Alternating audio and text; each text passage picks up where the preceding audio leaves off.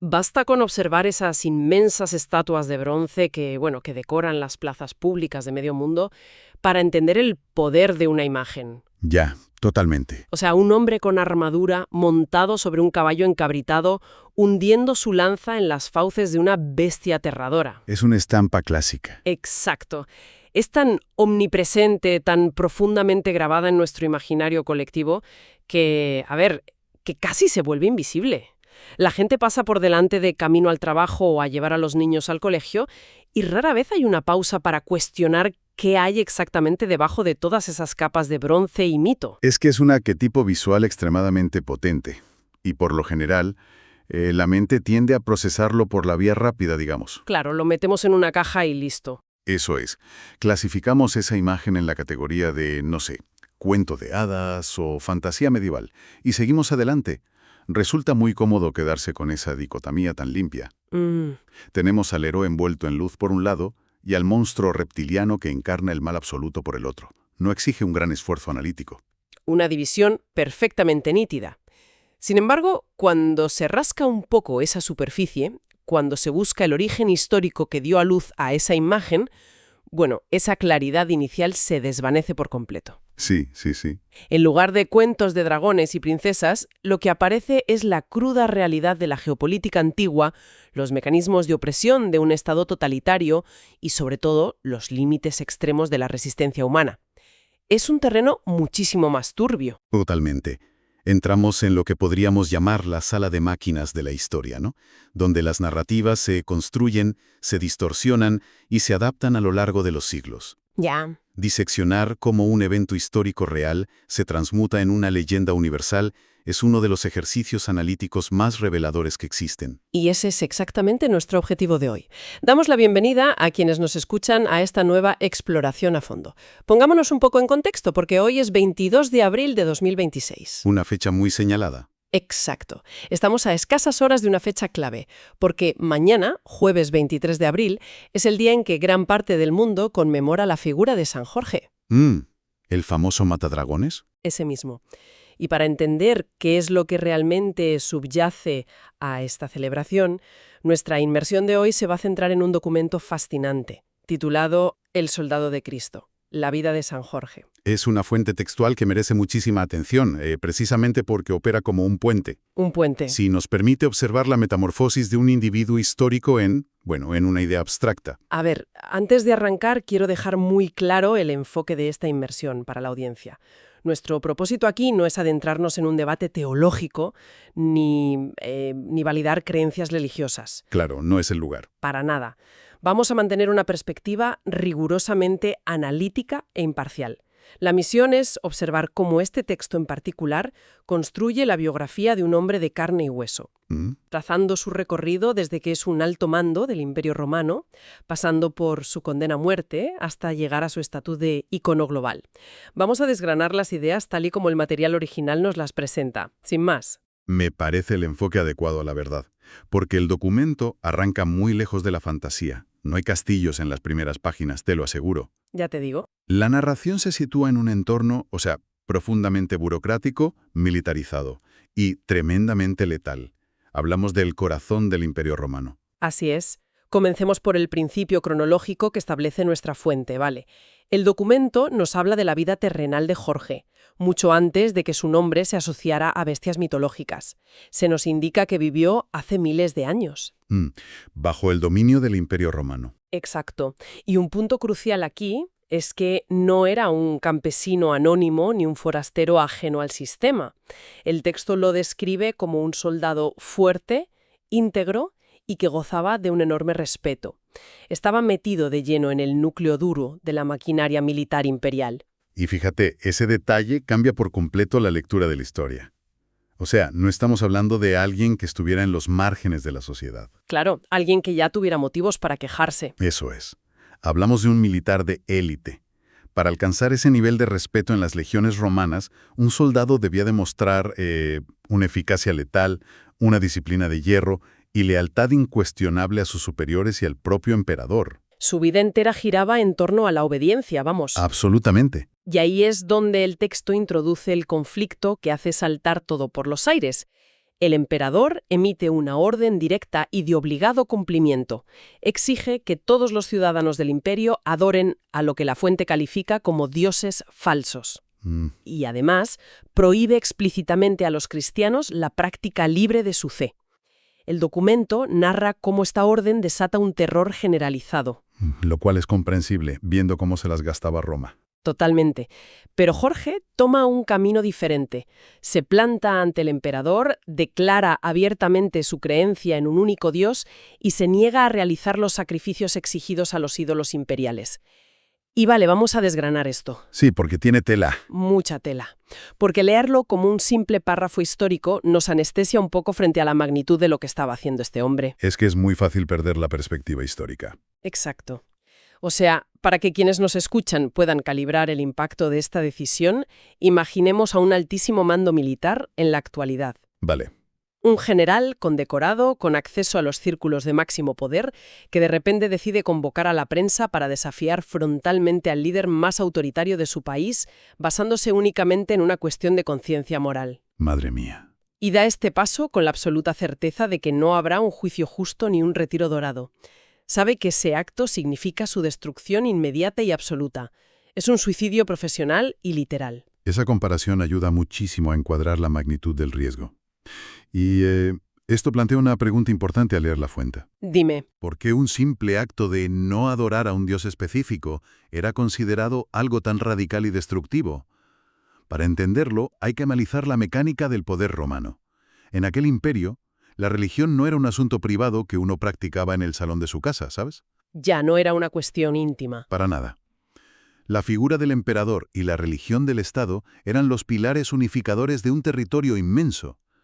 Hablamos de un imperio que abarcaba decenas de culturas distintas. Participar en los sacrificios a los dioses del Estado no era una mera preferencia teológica. Era política. Exacto. Era un juramento de lealtad política en toda regla. Entiendo. O sea, el emperador no estaba diciendo, me ofende que no os gusten mis dioses. Estaba diciendo, si no hacéis este rito público, no reconocéis mi autoridad suprema. Exactamente. La negativa a quemar incienso frente a una estatua no se consideraba una excentricidad, se tipificaba legalmente como alta traición. ¡Wow! Alta traición. Sí, era un desafío que socavaba la autoridad que mantenía unido al imperio. Y en el caso de Jorge, siendo un militar de alto rango, la gravedad se multiplicaba por 1000. Se esperaba obediencia incondicional. Totalmente. El texto dibuja aquí un choque frontal extraordinario, la colisión entre el poder coactivo más grande del mundo antiguo y la convicción interna, invisible, de un solo individuo. Jorge llega a la conclusión de que su integridad moral tiene más valor que su posición o su propia supervivencia. Y la maquinaria del imperio, no perdona. La fuente detalla que las represalias son implacables. Jorge es despojado de su estatus, arrestado y sometido a un cautiverio diseñado específicamente para quebrar su voluntad. Un proceso brutal. Sí, hay un detalle en la cronología de este relato que, a mí personalmente, me rompe los esquemas tradicionales. El documento señala que antes de enfrentar este calvario, Jorge toma la decisión de repartir todas sus pertenencias y su riqueza entre los pobres. Sí. La fuente enmarca esta acción como una prueba de su amabilidad y de su confianza total en Dios, y aquí es donde la cosa se pone realmente interesante, al menos analíticamente. ¿Te refieres por el momento en que decide hacerlo? Totalmente. Detengámonos en la psicología detrás de ese gesto. O sea, si regalas tus bienes cuando ya estás en la cárcel condenado a muerte, pues es un testamento, sin más. Claro, ya no te sirven de nada. Exacto. Pero hacerlo antes de dar el paso que sabes que va a provocar tu arresto, eso cambia por completo la dinámica de poder. Nos indica que Jorge no tropezó con esta situación. No fue un creyente secreto al que descubrieron por accidente. Él calculó el coste de su desafío, lo asumió y procedió a vaciarse voluntariamente de cualquier atadura material antes de enfrentarse a ellos. Es una demostración de agencia absoluta. Es una forma de blindaje psicológico, sin duda. Al desprenderse de su riqueza, está eliminando cualquier moneda de cambio que el imperio pudiera utilizar para extorsionarlo o doblegarlo. Claro, no pueden amenazarle con quitarle lo que ya no tiene. Exacto. Y esto nos lleva a un concepto central que maneja el texto: la construcción de la figura del mártir. La palabra mártir, en su origen etimológico griego, significa simplemente testigo. Es alguien que atestigua una verdad. Y la fuente define al mártir de una forma muy precisa. Alguien que elige a Dios incluso hasta la muerte. Ya, pero no es solo una elección instantánea frente al verdugo, ¿verdad? Quiero decir, el texto sugiere que es un proceso mucho más largo. Así es. Lo fascinante aquí es cómo el documento disecciona la anatomía de esa resistencia. O sea, no basta con morir, importa el cómo se enfrenta a la maquinaria del Estado. El proceso en sí. Claro, el texto nos habla de su tiempo en prisión, destacando que se mantuvo fuerte, concentrado en la oración y firme en su postura. Roma tenía dominada la violencia física, eso está claro, pero la fuente resalta una batalla psicológica paralela. Una guerra de desgaste mental. Totalmente. Jorge opone a la violencia estatal una resistencia pacífica, pero, ojo, inamovible. Da su dinero a los pobres, se aísla en su convicción, soporta el encierro y, finalmente, acepta la muerte sin retractarse. Esta combinación de acciones crea un arquetipo de invulnerabilidad espiritual frente al poder terrenal. Es que es una victoria paradójica, si lo piensas. El imperio logra su objetivo físico de ejecutarlo, sí, pero fracasa estrepitosamente en su objetivo político e ideológico, que era lograr su sumisión pública. Exacto. El texto confirma que efectivamente entrega su vida, consolidando ese estatus de mártir del que hablabas. Y francamente, si el documento concluyera en este punto, ya tendríamos entre manos un relato histórico y moral de primer nivel sobre la disidencia frente al absolutismo. Sería una historia redonda, sí. Pero aquí es donde la fuente realiza un giro narrativo espectacular. ¿Ah, sí? El momento en el que la historia abandona la literalidad de los archivos romanos y entra de lleno en la estratosfera del mito. Exactamente. Dejamos atrás las frías celdas de piedra, los edictos burocráticos y la historia militar documentada. Y de pronto, la fuente introduce a un dragón. ¿Así? ¿Sin más? Jorge derrotando a esta bestia. Y lo curioso es que el propio documento parece consciente del salto que está dando, porque no lo deja como un mero cuento de aventuras, proporciona explícitamente el código para interpretarlo. ¿Cómo lo justifica el texto? Pues nos dice que esta imagen es un recordatorio de que con la ayuda adecuada es posible vencer al mal y defender lo que es correcto. Claro, lo enmarca moralmente. Eso es. Y además subraya el legado inmenso que dejó, recordando que es venerado a nivel global y que, bueno, es el patrón de naciones enteras como Inglaterra. Es un salto geográfico y conceptual asombroso. Totalmente. Entonces, ¿qué significa todo esto? ¿Cuál es el hilo invisible que conecta a un prisionero torturado en Oriente Medio con la imagen de un caballero medieval aniquilando un monstruo de escamas? Buena pregunta. Mi lectura, viendo cómo la fuente estructura las ideas, es que el dragón es la metáfora definitiva del poder abusivo. O sea, no es una criatura mágica. Es la encarnación narrativa del emperador romano y de todo el sistema represivo que intentó aplastar a Jorge en la primera parte del relato. Si conectamos esto con el panorama general de cómo evolucionan y sobreviven las historias a través de los milenios, esa lectura metafórica no solo tiene sentido, sino que explica la mecánica de la memoria cultural. A ver, explícame eso. Pensemos en cómo funciona la transmisión de la historia, ¿vale?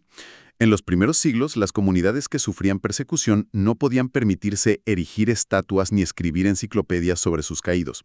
Dependían completamente de la tradición oral. Historias contadas en secreto para darse ánimos frente al imperio, supongo. Exacto. Pero a medida que pasan las generaciones y cambian los imperios, los detalles burocráticos, que edicto firmó que emperador, cómo era la jerarquía exacta de una legión romana, todo eso se vuelve irrelevante o incomprensible para la gente común. Lógico, pierden el contexto. Claro, el cerebro humano, y por extensión la cultura, necesita destilar esa complejidad en símbolos claros. ¿Cómo le explicas la enormidad, la voracidad y el terror absoluto que inspiraba el Imperio Romano a un campesino europeo que vivió 800 años después? Necesitas un símbolo que evoque ese mismo nivel de terror opresivo sin tener que darle una clase de historia antigua. Necesitas un monstruo. Precisamente. Y ahí es donde la figura del dragón encaja a la perfección. En muchas culturas de la antigüedad, el dragón representa el caos, el poder destructivo y la exigencia de tributos de sangre. Características que, encajaban perfectamente con la percepción que los pueblos oprimidos tenían de Roma. Totalmente. Y más tarde, durante fenómenos históricos como las cruzadas, soldados de diferentes partes de Europa viajaron a Oriente, entraron en contacto con estas narrativas fuertemente simbólicas sobre un soldado invencible que derrotaba al mal y, claro, se las llevaron de vuelta a sus países. Fíjate, es un mecanismo de adaptación brillante. Podríamos decir que la historia real, el enfrentamiento político de Jorge contra Roma, es el código fuente original. Me gusta esa analogía. Sí, pero ese código es árido y difícil de procesar para el público general a lo largo de los siglos. Entonces, la leyenda del caballero y el dragón se convierte en la interfaz gráfica. Exacto. Es el envoltorio accesible, visual y emocional que permite a millones de personas a lo largo de decenas de generaciones interactuar con la lección original sin tener que estudiar derecho romano. Y explica cómo un disidente en Oriente Medio termina siendo el estandarte de naciones a miles de kilómetros de distancia, como Inglaterra, como decías antes. El mensaje viajó dentro del mito. Esa es una síntesis excelente. El mito actúa como, no sé, como un vehículo blindado para la memoria. El dragón asegura que la historia no perezca en el olvido, protegiendo en su interior el núcleo ético del relato original. Que es la confrontación entre la conciencia individual y el poder abusivo. Justo. Y volviendo a la fuente que ha guiado este análisis de hoy, el documento no deja espacio a la ambigüedad sobre cuál es ese núcleo ético. Al final, resume toda esta epopeya vital en una lección clarísima.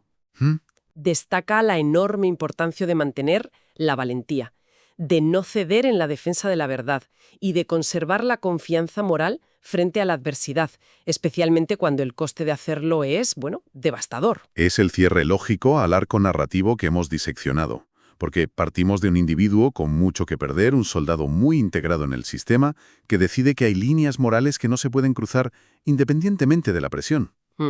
Vemos su preparación psicológica, ese desapego material voluntario del que hablabas. Observamos su resistencia frente al aparato coercitivo del Estado, transformándose en mártir al aceptar las últimas consecuencias. Y finalmente, comprobamos cómo la necesidad humana de héroes y símbolos de resistencia eleva su historia. Transmutando el peso de un imperio opresor en la figura universal de un dragón vencido. Exactamente. El documento de origen concluye con un elemento que va más allá de la simple biografía.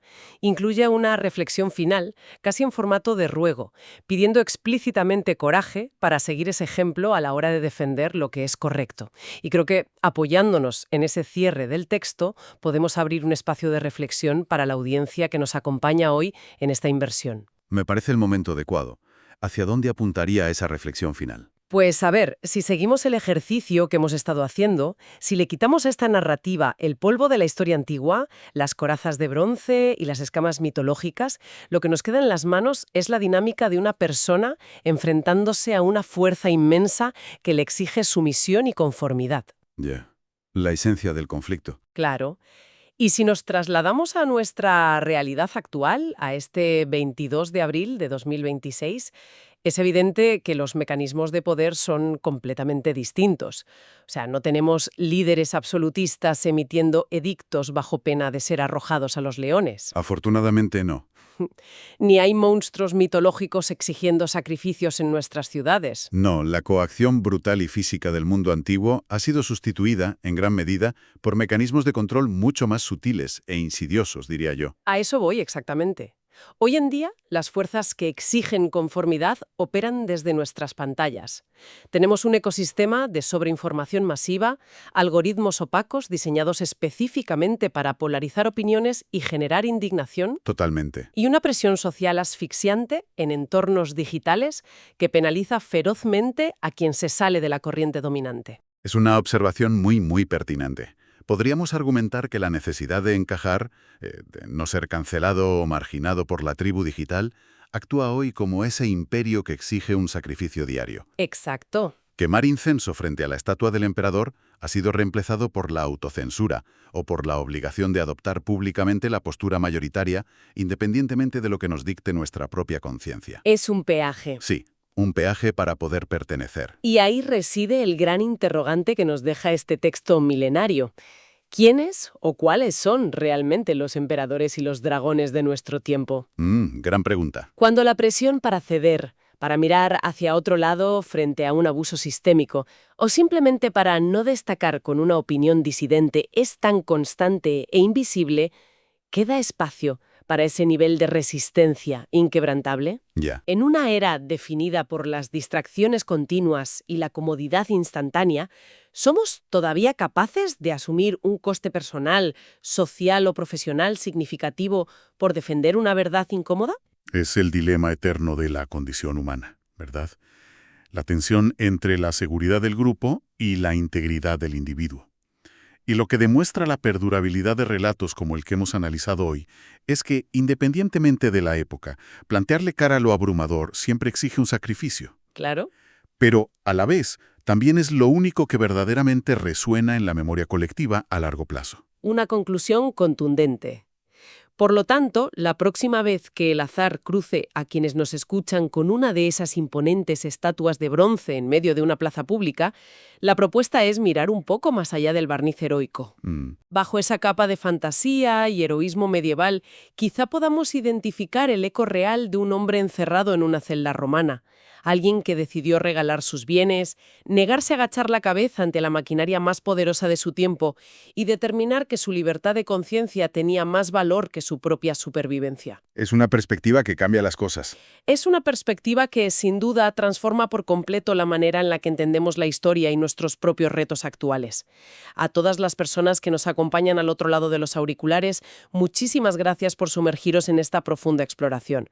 La invitación queda permanentemente abierta para seguir cuestionando las narrativas, buscando los orígenes ocultos y descubriendo el inmenso valor del conocimiento en las historias que a menudo damos por sentadas. Hasta la próxima inmersión.